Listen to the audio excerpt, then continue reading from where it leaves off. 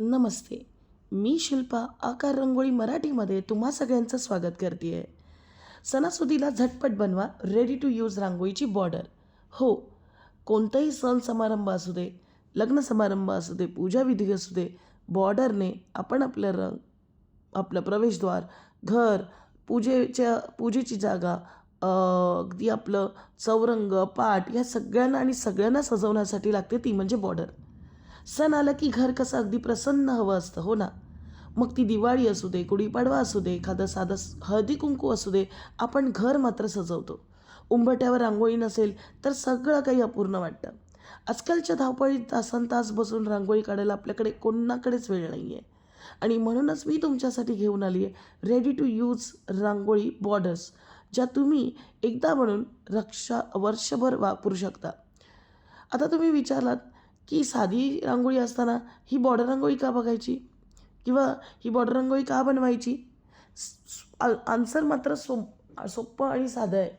जर तुमच्याकडे लहान बाळ नसेल, तुमच्या सोसायटीमध्ये अशी वेगवेगळी मुलं नसतील जी रांगोळी पुसत असतात, किंवा तुमचं एक वेगळं असं बंगलो आहे जिथे कोणीही येतं जातं नसतं, अशा ठिकाणी आपण जेव्हा रांगोळी काढतो तेव्हा अगदी 1 ते 2 दिवस तुम्ही ती रांगोळी कॅरी करू शकता.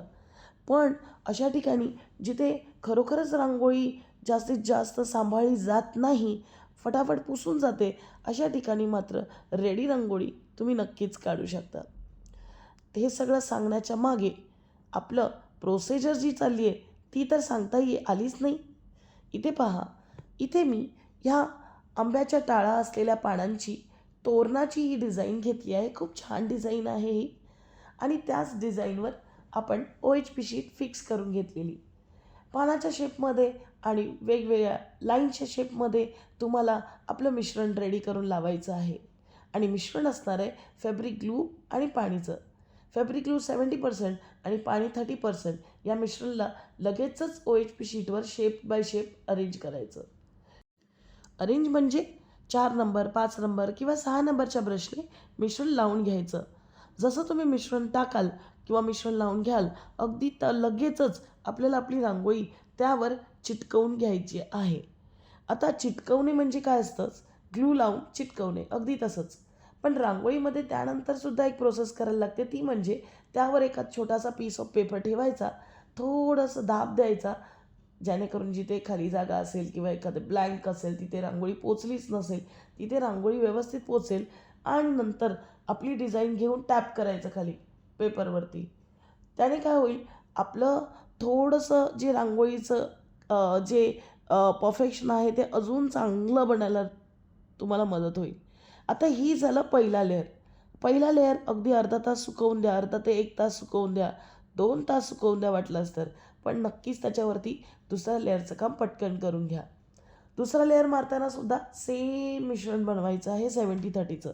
ते मिश्रण मारून झालं, 2 लेयर मारून झाले रांगोळीचे, की आपली रांगोळी सुकवायला ठेवायची.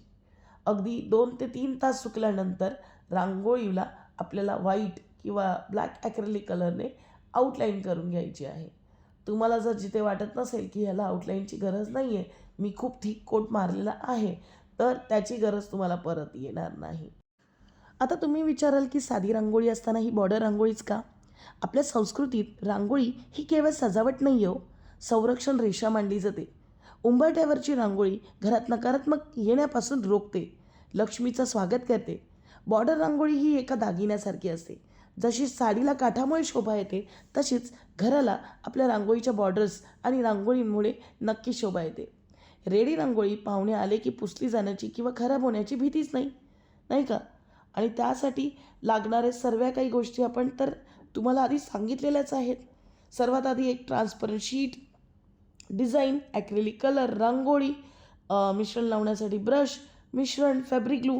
आणि एवढ्या मटेरियलमध्ये तुमची 4 ते 5 किंवा 10 ते 15 ड्रॉइंग्स किंवा जे आपण बोलतो की डिटेलिंग आहे ते कंप्लीट होईल. आणि अशा प्रकारे तुम्ही 1-2 तासामध्ये तुम्ही असे बरेच आणि बरेच व्हिडिओ बनवून ठेवू शकता. सो आय होप की तुम्हाला त्याची ही प्रोसेस व्यवस्थित कळलेली आहे. आता 2 लेयर मारल्यानंतर बट ऑबियस आपल्याला आपली रांगोळी सुकवून द्यायची व्यवस्थित 2 ते 3 तास, आणि नंतर तुम्ही त्यावर बॉर्डर मारा. बघा तुमची रांगोळी परफेक्ट बनेल. मैत्रिणींनो, तुम्हाला आमचा हा व्हिडिओ कसा वाटला? बॉर्डर बनवण्याची ही अशी एक पद्धत कशी वाटली आम्हाला कमेंट बॉक्समधून नक्की कळवा. आणि हो, तरी कशी वाटली ही आयडिया? आहे ना अगदी सोपी, वेळेची बचत करणारी. ही बॉर्डर तुम्ही दारासमोर, देवासमोर, डायनिंग टेबलसमोर सुद्धा वापरू शकता. आणि हो, आकार चॅनल आपल्यासाठी गुढीपाडवा स्पेशल डिझाईन्स घेऊन येतोय रोजच्या बेसिसवर. सो मैत्रिणींनो, तुम्हाला ही आयडिया कशी वाटली, ही डिझाईन कशी वाटली आम्हाला कमेंट बॉक्समध्ये नक्की कळवा. व्हिडिओ आवडला असेल तर लाईक, शेअर आणि सबस्क्राईब जरूर करा. कारण तुमचं एक सबस्क्रिप्शन आम्हाला असंच मोटिवेट करू शकतात पुढे पुढे जाण्यासाठी. सो भेटूया येणाऱ्या व्हिडिओमध्ये. धन्यवाद.